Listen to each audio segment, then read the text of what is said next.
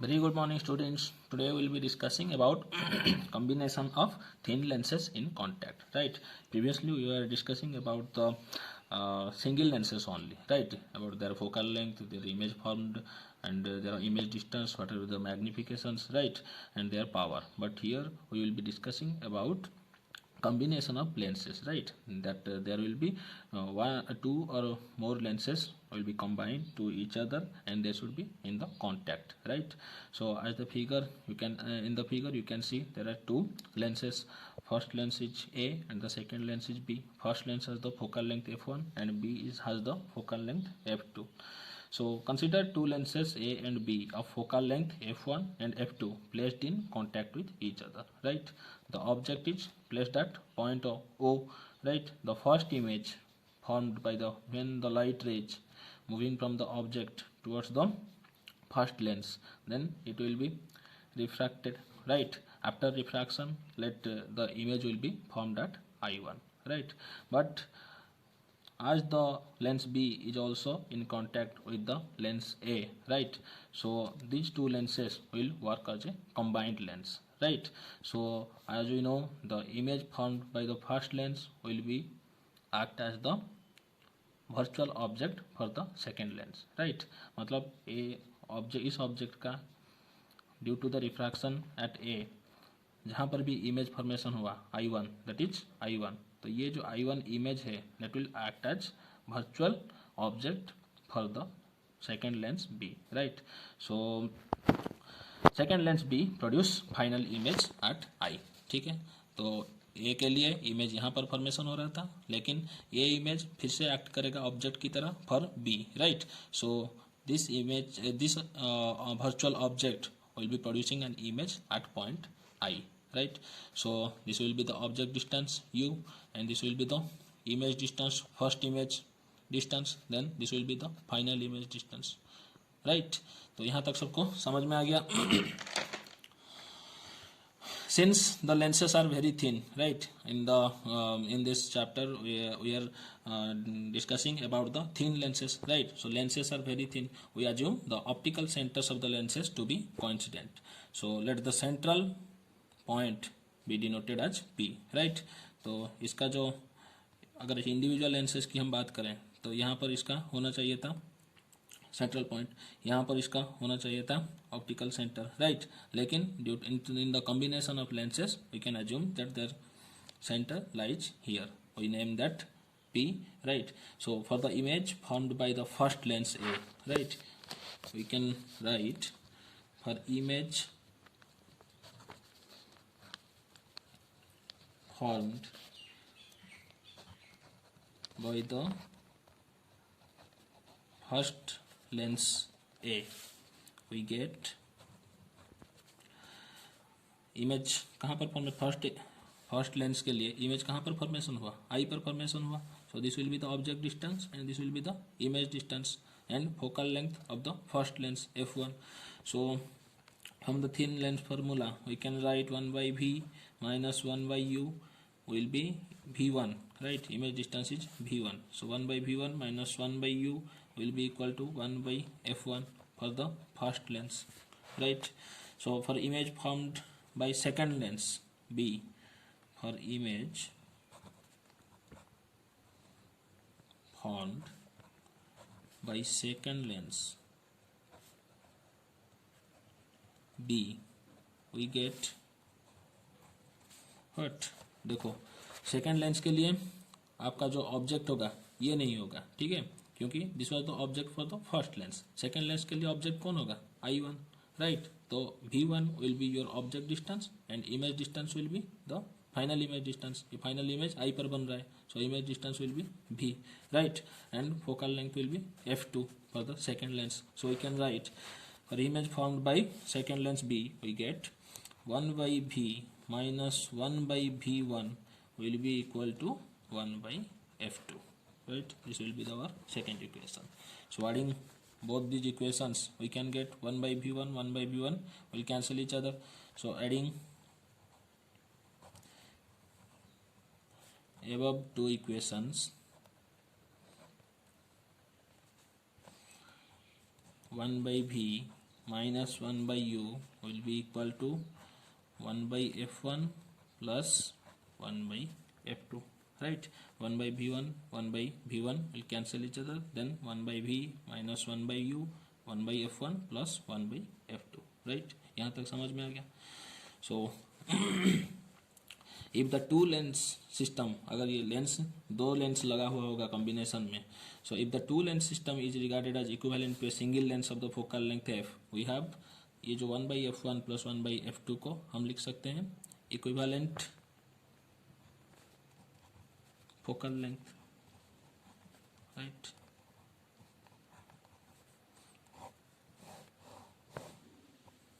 ये जो 1 by f1 और 1 बाई f2 है, this is the reciprocal of the focal length of lens 1 A, right? This is the reciprocal of focal length of lens B. So 1 by f1 and 1 by f2 को हम equivalent focal length में भी लिख सकते हैं. If the two lens system is regarded as equivalent to a single lens, ठीक है, ये दोनों लेंस को हम अगर equivalent to a single lens बताते हैं, then single lens के लिए 1 by f will be equal to 1 by f1 plus 1 by f2, right? अगर if several thin lenses of focal lengths, if several thin lenses of focal lengths f1, f2, f3, right, are in contact, the effective length will be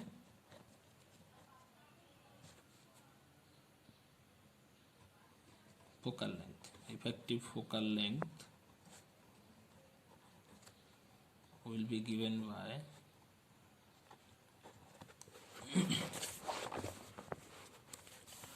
मतलब ये एक lens होगा, फिर another lens is there and another lens is there, right? ऐसे आपका lenses combine हुए हैं, ठीक है?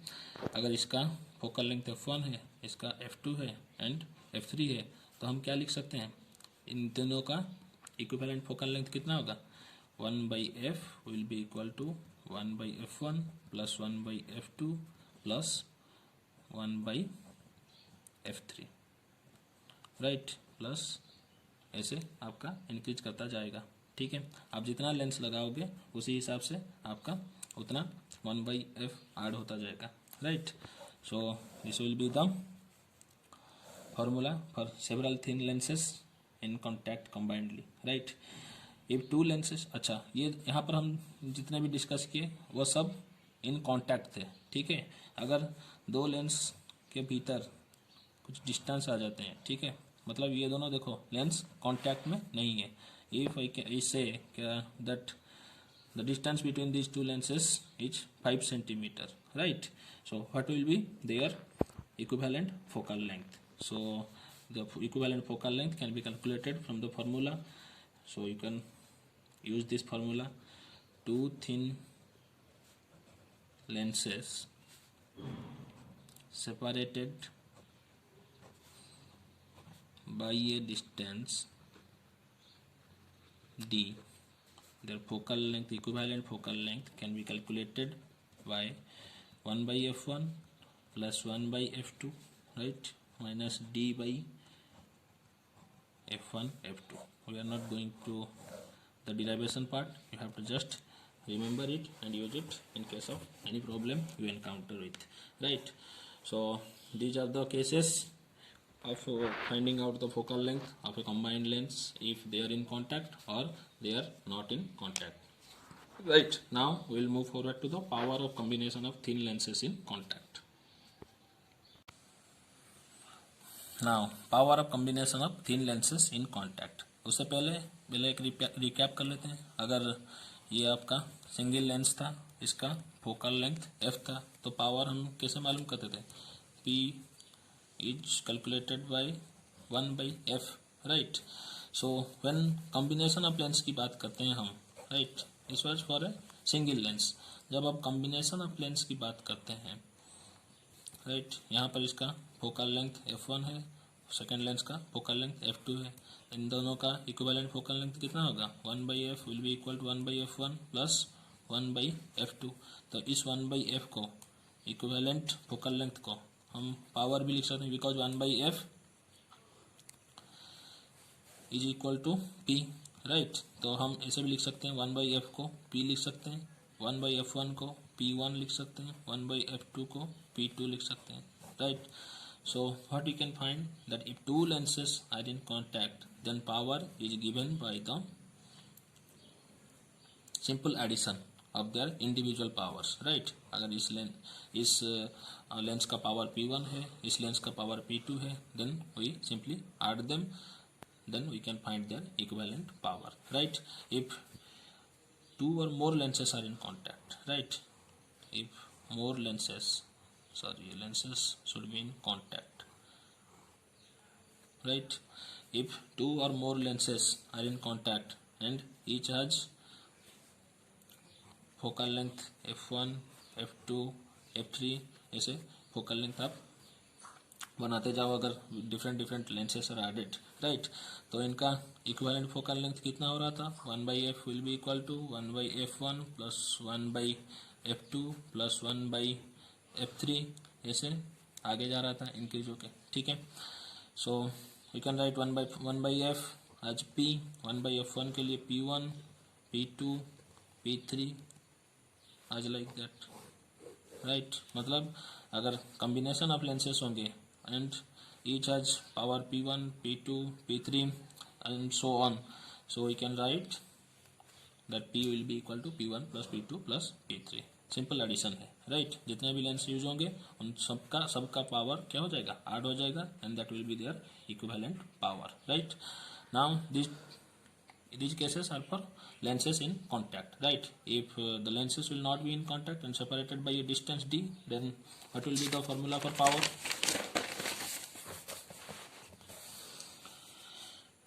The power of two thin lenses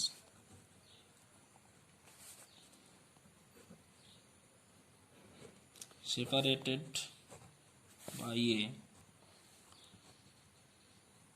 distance d, right। The formula will be equal to p1 plus p2 minus d into p1 into p2, right। आप इससे भी अपना इक्विवेलेंट पावर निकाल सकते हो when lenses are separated by a distance d, right. ये contact में नहीं है दिस टू लेंसेस, राइट। ये देखो बच्चों सब हम मैंने इजी होता है फिगर ड्रॉ करने के लिए कॉन्वेक्स लेंस का, इसलिए कॉन्वेक्स लेंस का एग्जांपल में सब बता रहे हैं, but these are also applicable to the concave lenses, right. So now will be move forward to the magnification. Focal length निकल गया, आपका पावर भी पता चल गया कॉम्बिनेशन ऑफ लेंस का। अब मैग्निफिकेशन कैसे पता करेंगे, right. So total magnification m, total magnification m of the combination is the product of magnification, is a product of magnification of individual product of magnifications of individual lenses,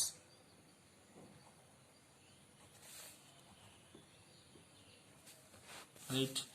तो आप देख सकते हो कि मगर अगर ये तीन लेंसेस आपके कांटेक्ट में है, राइट, और ऐसे भी और कई सारे लेंसेस आपके सब्सिक्वेंटली इन कांटेक्ट। इसका अगर मैग्निफिकेशन m1 है, सेकेंड लेंस का m2 है, थर्ड लेंस का m3 है, so on, then their equivalent magnification will be equal to m1 into m2 into m3, so on, simple product, right। So total magnification of m of a combination of a lens is a product of magnification of individual lenses, right। So there are when a convex lens and a concave lens of same focal length are in contact, right, here is a convex lens and there is a concave lens, right? See, the convex lens and concave lens are in contact, right? If the focal length of the concave lens is f and focal length of the convex lens is also same, right?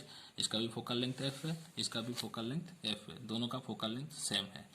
So what will be their equivalent focal length, right? और we can say what will be their power, वहाँ से सब हम निकाल सकते हैं. सो पहले equivalent focal length निकालेंगे. 1/f will be equal to 1/f1 plus 1/f2. First lens का फोकल लेंथ कितना है? f है, लेकिन in case of concave lens we know that focal length is always negative, right? So sign convention हम यहाँ पर use करेंगे, तो यहाँ पर हो जाएगा फोकल लेंथ -f, तो ये हो जाएगा 1/f1 means -f plus 1/ convex lens का हमेशा पॉजिटिव में आता है f. सो 1/-f प्लस 1/f, ये देखो माइनस प्लस कैंसिल हो गया, that is 0. So 1/f is 0, right? That means power equal to 0. 1/f is equivalent power हमारा निकल गया 0, लेकिन फोकल लेंथ कितना होगा? Focal length 1/f 0, so f will be infinity, right? So आपको मिल गया power 0 and focal length infinity for a combination of concave and convex lens having focal length, same focal length, right? So therefore the combination will behave as a plain glass plate, right? ये जो combination है, it will not behave as a lens, right? It will be behaving as a plain glass plate, right? So now if a lens of focal length f, right? This is a lens having focal length f, right? If we cut this lens through this axis, right, into two halves by a plane perpendicular to the principal axis. आपका principal axis ये है, ऐसे उसको perpendicular करके हमने lens को दो हिस्सों में काट दिया. Then what will be the focal length of each part?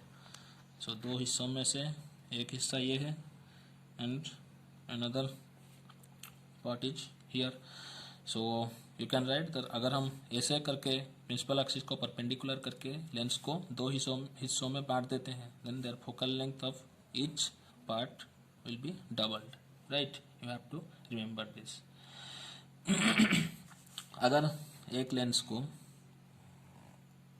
इस तरह से ना काट के हम इस तरह से डिवाइड कर दें through the principal axis, if on cutting the lens into two halves by a plane containing principal axis, right? अगर इसका focal length f था तो each part will be divided into having a focal length of f, right? इसमें कोई आपका जो focal length है वो चेंज नहीं होगा, बट इन दिस केस वहाँ पर focal length क्या हो रहा है? आपका चेंज हो रहा है and that is doubled, right? And you can see that optical center may also lie within और आउटसाइड द लेंसेस, राइट? जो ऑप्टिकल सेंटर है कॉम्बिनेशन के केस में इनसाइड भी आ सकता है और आउटसाइड भी रह सकता है, ठीक है? फॉर कनकेव हो कन्वेक्स लेंस, कनकेव हो कॉन्वेक्स और कॉन्वेक्स हो कॉन्केव. कनकेव हो convex means first concave then convex, right? और कॉन्वेक्सो concave means first convex then concave, right? तो यहाँ पर जो आपका ऑप्टिकल सेंटर है, in this case optical centre will be lying outside, right? But in case of plano concave और plano convex lens, plano concave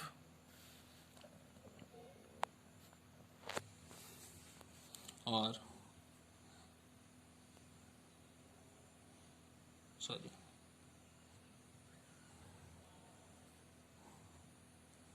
plano convex, right? Plano concave and this is plano convex lens. So in case of plano concave and plano convex lens, the optical center lie on the surface of the lens, right? So these are the things which is to be taught. Now we'll move forward to the refraction through a prism, right? So refraction through a prism. A schematic diagram of a prism has been drawn for you, right? A prism is made of crown or flint glass, right? उसमें जो glass का material use होता है generally वो crown glass हो सकता है या फिर फ्लिंट ग्लास हो सकता है, right? And bounded by three parallel straight lines, right? You can see from the figure, this is a straight line, this is a straight line, and this is a straight line. Three straight lines are parallel to each other. We can name the prism like A, B, C, D, E, P, Q, R, F, right? A, B, C, D, E is the prism. So the straight lines A, B parallel to CD and parallel to EF, right? Three straight lines are parallel to each other. A vertical line in which two polished faces of a prism meet is called refracting edge, right? This is a plane surface of the prism and this is a plane surface of the prism, right?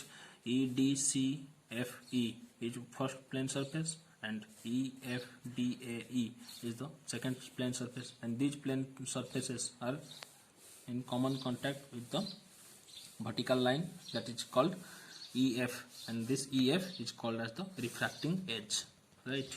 EF called as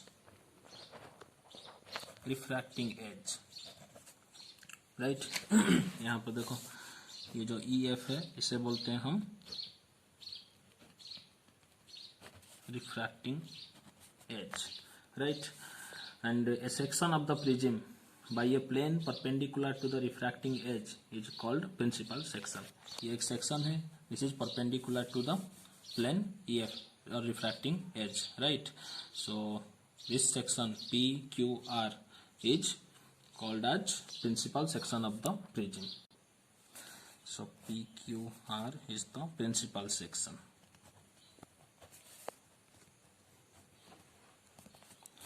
right? And this angle is called as the refracting angle or angle of the prism,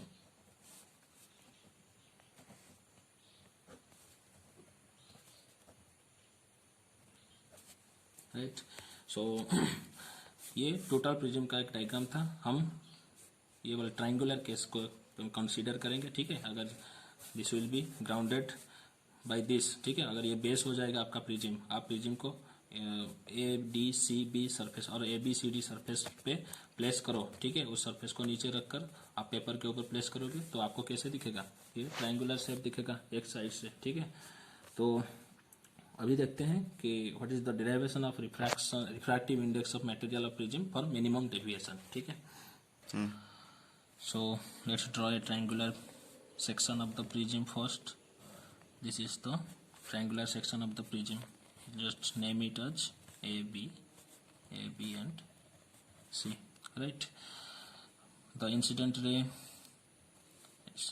the P incident ray, right, falls upon the point Q and refracted at the first surface of the prism, right? AB is the first refracting surface and AC is the second refracting surface. The incident line ray PQ falls upon the first refracting surface at a point Q, right? After the refraction, right, this is the air medium, this is the glass medium, this is the rarer and this is the denser. After the refraction from rarer to the denser medium, what happens? The refracted ray moves towards the or bend towards normal, right? If we draw a normal to this point here, right, then we can say that the refracted ray bend towards normal, ठीक है? So this will be the angle of incidence.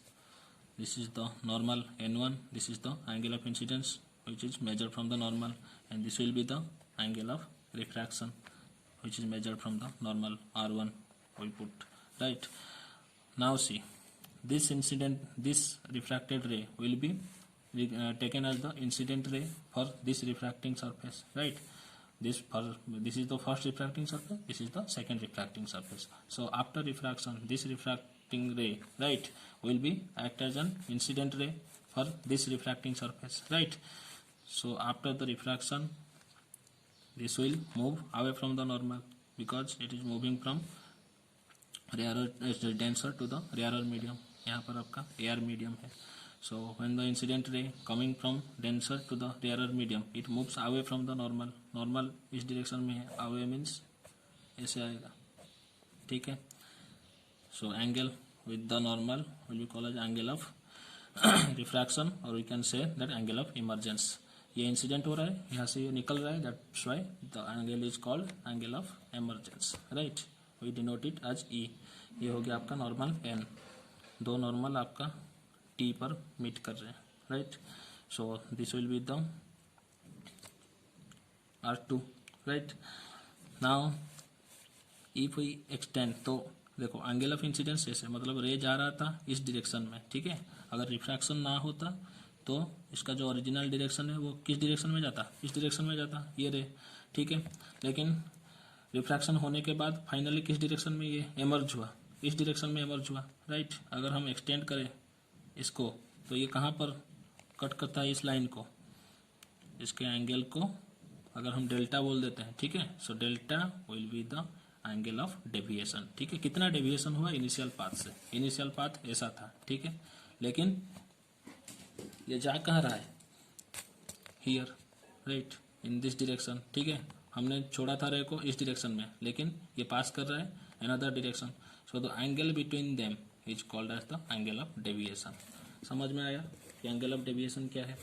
So the figure shows, the figure ABC shows the passage of light through a triangular prism, right. The refractive index of the prism is mu. ये जो refractive index है इस prism का वो कितना है, mu. A is called the refracting angle or angle of prism. This is called angle of prism, right. This is angle A. So the angle between emergent ray, अगर इसको हम RS पकड़ लेते हैं RS पकड़ लेते हैं, ठीक है. So angle between emergent ray RS and incident ray PQ is called as the angle of deviation, ठीक है. तो ये थोड़ा मेसी हो गया, हम एक अच्छे से फिगर ड्रॉ करके डेरिवेशन पर निकलते हैं, ठीक है. So this is a big prism for you so that you can understand clearly. This is the angle of incidence, this is angle of emergence, this is the angle of first refraction, right, and this is the angle of incidence for the second refracting surface. This is the angle of refraction for the first refracting surface. अगर ये R1 है, ये total I, so this will be I. यहाँ से यहाँ तक का angle I है, यहाँ से यहाँ तक का R1 है, so this will be I minus R1, right. वैसे this is E, so ये टोटल E होगा, लेकिन यहाँ से यहाँ तक R2 है, तो यहाँ से यहाँ तक कितना होगा, E minus R2, right, E minus R2. Now we will move forward to the derivation, right. So in triangle QRT, right, कौन सा ट्रायंगल है, QRT, this is the angle, right.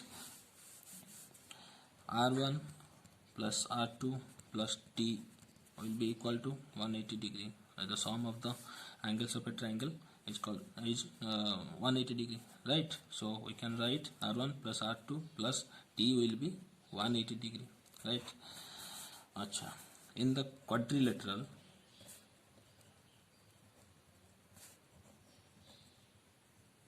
AQTR, देखो AQTR क्या है, AQTR, right.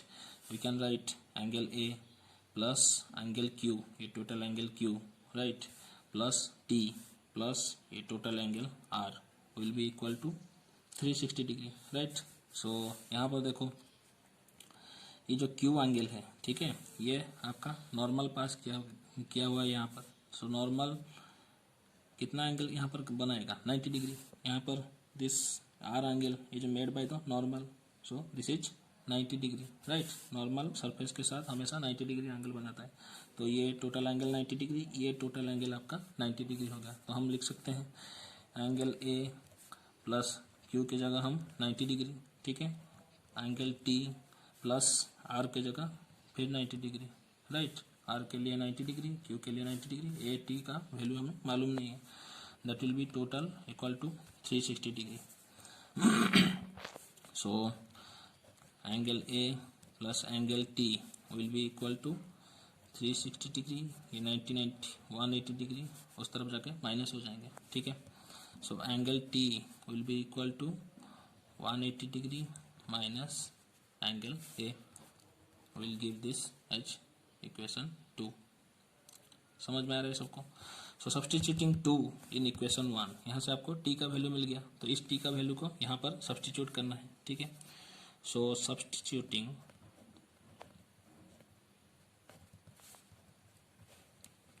Value of 2 in 1, we can write r1 plus r2 plus t equal to 180 degree. Equation 1 में ये था हमारा, ठीक है। t के जगह हम क्या पुट करेंगे, 180 minus a।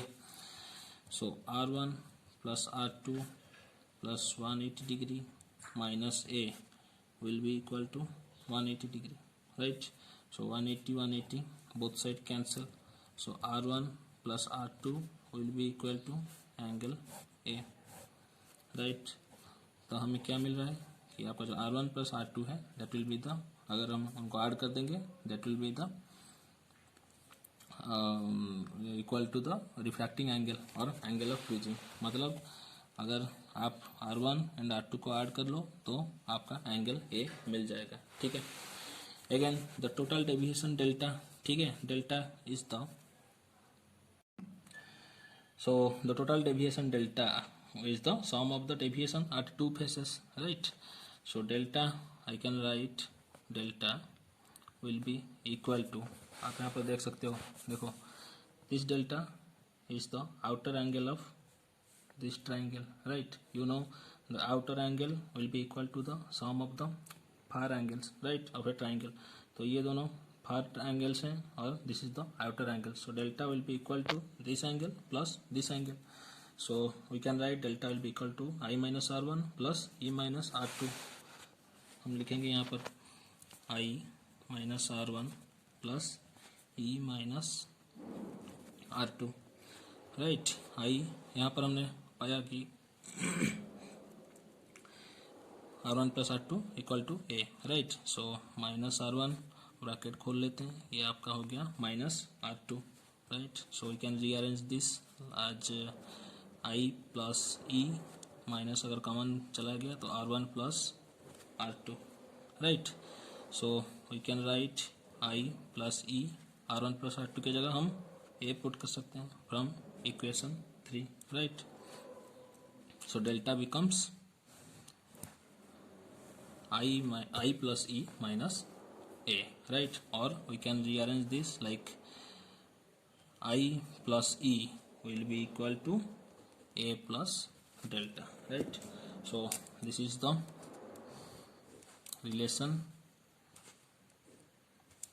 or derivation of refractive index of material of prism for minimum deviation, right? ये आपका मिनिमम डेविएशन का एक्सप्रेशन है। रिफ्रैक्टिव इंडेक्स का उसके साथ जो रिलेशन है वो हम आगे निकालेंगे, right. So i plus e equal to a plus delta is the expression to find out the angle of deviation in case of a prism, right. We can give it as denoted as equation 4, right? So now minimum deviation, refractive index के साथ आपका relation निकालने से पहले आपको minimum deviation क्या है वो पता करना पड़ेगा पहले, right.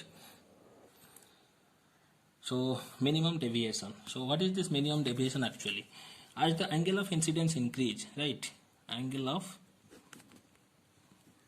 incidence increase, right, we find generally that or experimentally that the angle of deviation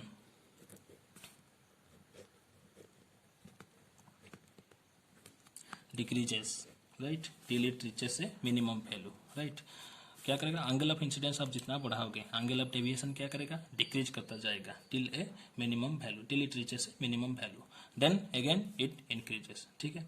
so the minimum value और the least value of deviation, right, so the least value of deviation is called as angle of minimum deviation, and this angle of minimum deviation is represented as delta m, right. So एक case आएगा जहां पर आप angle of incidence बढ़ाते जाओगे and a case will be rise there when the angle of deviation will be minimum, right. तो वो कौन सा केस है हम डिस्कस करते हैं पर एक ग्राफ से, ठीक है। When we plot angle of incidence in x-axis, right, and angle of deviation in y-axis, right, the graph is generally found experimentally that it is like this, right. यहाँ पर आप देख सकते हो कि if this is delta 1, right, this is the angle of deviation. For each angle of deviation we find 2 points or 2 angle of incidence, right, मतलब this will be angle of incidence and this will be angle of emergence, right, and this is the minimum value where angle of incidence becomes equal to the angle of emergence, ठीक है। This is the minimum value, right. So this minimum value यहाँ पर जो delta आएगा उसे हम क्या बोलेंगे, एंगल ऑफ मिनिमम डेविएशन, क्योंकि for this value when i is equal to e we find that deviation जो आ रहा है वो सबसे कम है, right. But in other cases we are finding 2 angle of incidence. तो ये जो मतलब यहाँ पर अगर हम डेल्टा 2 की बात करें तो यहाँ पर भी आपको 2 पॉइंट्स मिलेंगे, ठीक है। ये हो जाएगा आपका आई एंड ये हो जाएगा आपका ई। इसका मतलब क्या है, ये एक पॉइंट पर 2 एंगल ऑफ इंसिडेंस हमको मिल क्यों रहे हैं, इसका मतलब ये है कि अगर ये आपका प्रिज्म है, ठीक है, ये आपका angle of incident angle of incidence है, राइट, दिस इज नॉर्मल, ये एंगल ऑफ इंसिडेंस, ये हो गया आपका नॉर्मल, ये हो गया आपका एंगल ऑफ एमरजेंस, राइट। इसका मतलब ये है कि for A angle of deviation, ठीक है, for A angle of deviation आप इस रे ऑफ लाइट को यहाँ से भी इंसिडेंट कर सकते हैं और इसे यहाँ से भी इंसिडेंट कर सकते हैं। मतलब दिस रे इज गोइंग लाइक PQRS, है कि नहीं, ये रे कहाँ से कहाँ शुरू होता है, P से शुरू होकर S में खत्म हो जाता है, ठीक है। RS डायरेक्शन में ये मूव कर रहा है, लेकिन इसका अगर डायरेक्शन हम उल्टा कर लें, ठीक है, अगर आप इस एंगल ऑफ एमरजेंस से इसे इंसिडेंट करें तो भी द लाइट रे will retraces its path. Angle of incidence से अगर इसे यहाँ पर फोकस कर रहे हो, एंगल ऑफ इंसिडेंस से इसे मूव करवा रहे हो, then we will get this path. अगर एंगल ऑफ एमरजेंस से भी आप इस रे ऑफ लाइट को मूव करवा रहे हो, then this ray of light will retraces its path, right. तो एंगल ऑफ हर एक एंगल ऑफ इंसिडेंस एंड हर एक एंगल ऑफ एमरजेंस पर आपको एक ही पाथ मिलेगा, ठीक है। For I this will be the path, for E अगर हम इस डायरेक्शन से इसे इंसिडेंट करें so this will retraces the same path. But minimum deviation कब होगा, when angle of incidence will be equal to angle of emergence, right. So in that case जो angle of incidence अगर angle of emergence के साथ हो गया तो ये जो QR है, ये QR will be parallel to the base, right. अगर हम प्रिज्म को नाम दे देते हैं ABC, so you can write that QR will be parallel to BC, right. 2 cases are there for minimum deviation when QR parallel to BC, or we can say that I is equal to E. In 2 cases में आपको जो deviation मिलेगा delta वो क्या होगा, minimum deviation, delta M उसे लिखते हैं, right. So as we know I equal to E, तो आपका R1 will be also equal to R2. Angle of refraction in both the cases will also be same. So at the minimum deviation we can write equation 3, ठीक है। equation 3 क्या था, ये था R1 plus R2 equal to A. so हम लिख सकते हैं जैसे कि R1 equal to R2 हो गया तो R1 plus R2 which is equal to a, we can write both r1 and r2 as r, right? Or this will be equal to 2r, which is equal to a.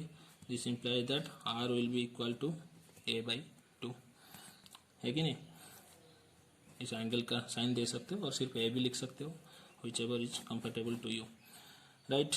यहाँ पर r क्यों लिखे? क्योंकि r1 is equal to r2 for the case of minimum deviation, है कि नहीं? तो r1 plus r2 equal to हम r भी ले सकते हैं. सो फ्रॉम इक्वेशन, ये था from equation 3, right? From equation 4 हमें क्या मिल रहा है? इक्वेशन 4 में देखो हमने क्या डिराइव किया था? i plus e equal to a plus delta, right? From equation 4 i plus e equal to a plus delta, right? और हमने देखा कि एंगल ऑफ मिनिमम डेविएशन के केस में i is equal to e, तो यहाँ पर लिख सकते हैं e के जगह i भी पुट कर सकते हैं, equal to a plus delta, और 2i is equal to a plus delta. ये देखो ये i प्लस ई अलग अलग, i और e अलग अलग होते थे, that's why this was delta. जब i एंड e सेम हो गया, so this will delta will be become as minimum deviation, right? तो यहाँ पर डेल्टा की जगह डेल्टा m लिखेंगे. So i will be equal to a plus delta m by 2, ठीक है?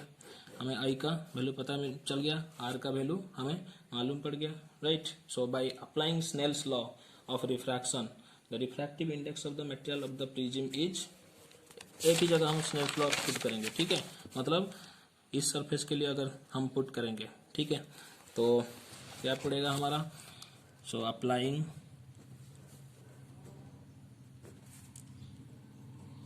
Snell's law of refraction,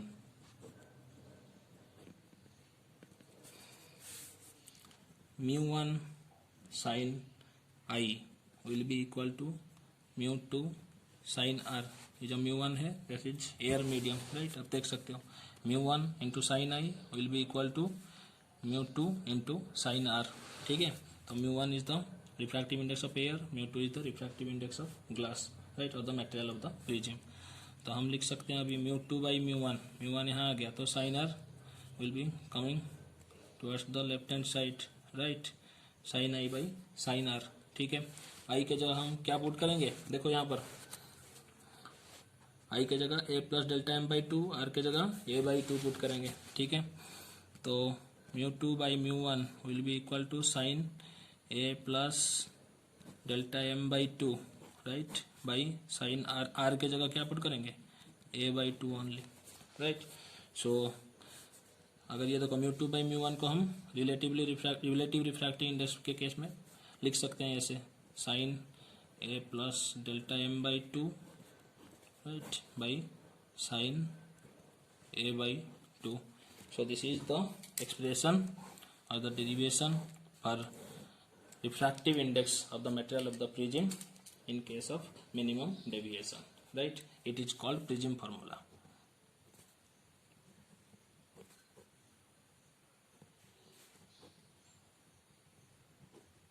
Right?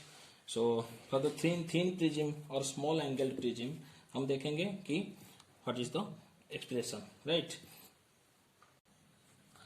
Okay, so if the prism is thin और small angled, right? So we can say that the angle of minimum deviation delta M is also very small, right? क्योंकि जो thin prism है और the small angled prism है, ठीक है? Small angled prism मतलब आपका जो प्रिज्म है इसका रिफ्रैक्टिंग एंगल और angle of prism should be less than 10 degree, ठीक है? ये एंगल अगर आपका 10 डिग्री से कम हो तो आप देख सकते हो कि the prism will be how small, right? So delta M is also very small in that case. So अगर डेल्टा एम स्मॉल हो गया तो ये जो a बाई 2, राइट? ये जो a बाई 2 और यहाँ पर देख सकते हो a plus delta M by 2, ये सारे स्मॉल होंगे. So a by 2 a plus delta m by 2 will be also small, right? So we can write कि एंगल जब आपका स्मॉल हो जाता है तो sine of a by 2 becomes a by 2, ठीक है? Sine theta becomes since when theta is very small sine theta becomes equal to theta, ये पहले से भी हम बोल चुके हैं, ठीक है। वैसे sine of a plus delta M by two will also be equal to this much, a plus delta M by two, है कि नहीं। अच्छा, तो आप अगर साइन को हटा दें आपका फॉर्मूला से, साइन को हटाकर सिर्फ ए बाई टू पुट करना है, और sine A plus D M by two को हटाकर A plus D M by two put करना है। तो हमारा जो ये एक्सप्रेशन था इक्वेशन 5 इसे पकड़ लेते हैं, ठीक है। So expression we can rewrite the equation 5 as mu two one will be equal to, ये साइन हट जाएगा दोनों के केस में, ठीक है, ओनली ये दोनों रह जाएंगे, एंगल का पार्ट रह जाएगा, because it in case of theta very small sine theta becomes equal to theta. So we can write that mu two one equation 5 can be rewritten as u21 will be equal to a plus delta m by 2, right, by a by 2, 2 cancel हो जाएगा। this implies that mu21 will be equal to a plus delta m by a, है कि नहीं। तो ये जो denominator में a है इस साइड आएगा, तो this will be multiplied with mu21, right। so we can write here mu21 a into mu21 will be equal to a plus delta m, right। तो डेल्टा m को एक साइड रख लेते हैं, a को दिस साइड ले आते हैं, तो mu21 माइनस a कॉमन चला जाएगा, तो आपका आ जाएगा mu21 minus 1। This is the final expression for the thin prism और small angled prism, right. Small angle prism का मतलब क्या है, जो रिफ्रैक्टिंग एंगल है, ये जो ए का वैल्यू है that should be less than 10 degree, right. So we can say that it implies that the prism, thin prism do not deviate light much, ठीक है। ये जो डेल्टा एम है उसका वैल्यू बहुत कम आएगा, that's why we can say that thin prism don't deviate light much, ठीक है। लेकिन आपका जो अदर प्रिज्म का केस है उसमें आपका लाइट का डेविएशन ज़्यादा होता है, लेकिन आपका जो थिन प्रिज्म है उसमें ज़्यादा डेविएशन लाइट का नहीं आता है, ठीक है। So students, I hope you have gone through the video, full video, and watched it very well and grasped the concept. So if you have any doubt then you can ask me. Thank you for watching, have a nice day.